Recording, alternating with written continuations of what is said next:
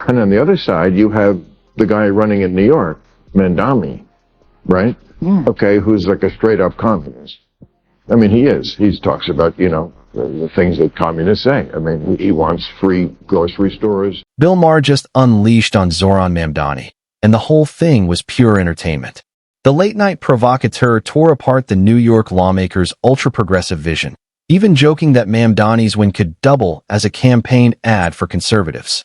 Maher's fiery takedown wasn't mild. It was sharp, relentless, and wickedly funny. The chaos unfolded fast, and if you blinked, you probably missed it.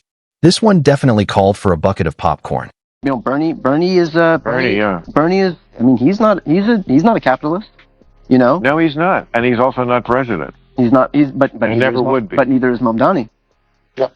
No, but he will, trust me, he will be featured in the campaign commercials. They're going to feature people, they boogeyman everybody. Yeah, but you don't have to boogeyman him. Maher's not wrong. Republicans don't need to invent a scary caricature of Zohran Mamdani when he willingly plays the part every time he opens his mouth. With Mamdani seemingly on track for a New York mayoral win, skeptics argue his rise would be a political jackpot for the GOP. The idea that Democrats are drifting into ideological fantasyland flashes like a neon warning sign. Mamdani insists he's merely a democratic socialist, but that reassurance only resonates within his own cheering section. As for Maher, he's not buying it. He sees Mamdani as the embodiment of that starry-eyed left-wing idealism that sounds noble on paper, but gift-wraps conservatives an easy talking point. A guy like you, who you spent your whole life talking about how government tries to do too much, which it does, and spend too much. Here you have Trump, who is the Republican, who is aggrandizing more power than anybody, as we just talked about. And on the other side, you have the guy running in New York, Mamdani, right? Okay, who's like a straight up communist. I mean, he is. He talks about, the things that communists say. I mean, he wants free grocery stores, free buses. I want him to win.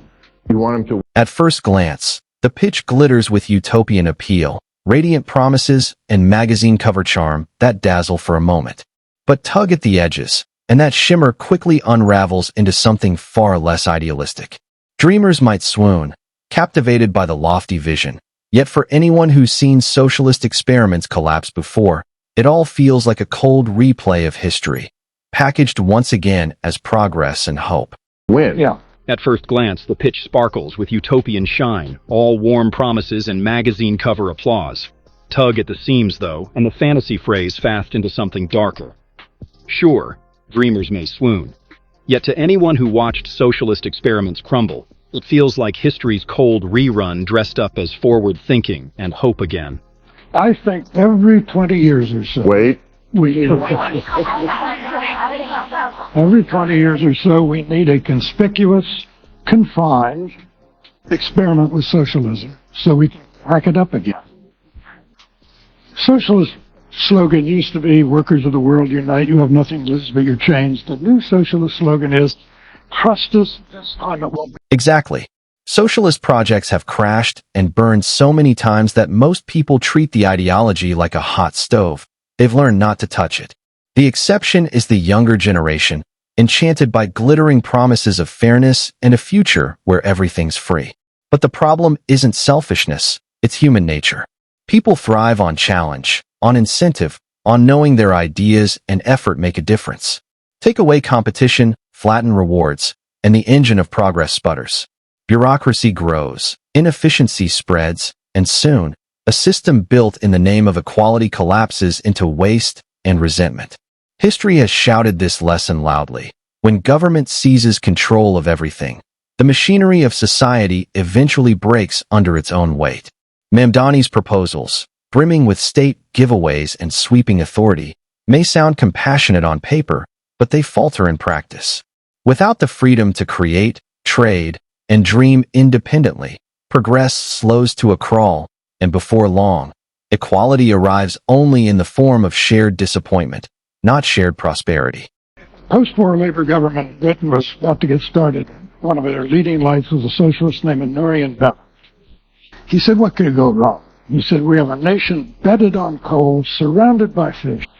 It would take an organizational genius to have a shortage of either. In 3 years, they had a shortage of. In the early 20th century, Britain threw itself into socialist ideals, championing fairness, shared wealth, and equal opportunity for all. The vision sounded noble, bold, even humane, but over time, the dream dimmed. Once vibrant industries, brought under state control, became suffocated by bureaucracy and inefficiency. Productivity plummeted, prices soared, and the nation's economic engine sputtered to a halt. The equality so fiercely pursued didn't elevate the people. It pulled nearly everyone down. By the 1970s, Britain had earned the grim title of the sick man of Europe. It wasn't until Margaret Thatcher ushered in market-driven reforms that the country began to shed its stagnation and slowly reclaim its vitality.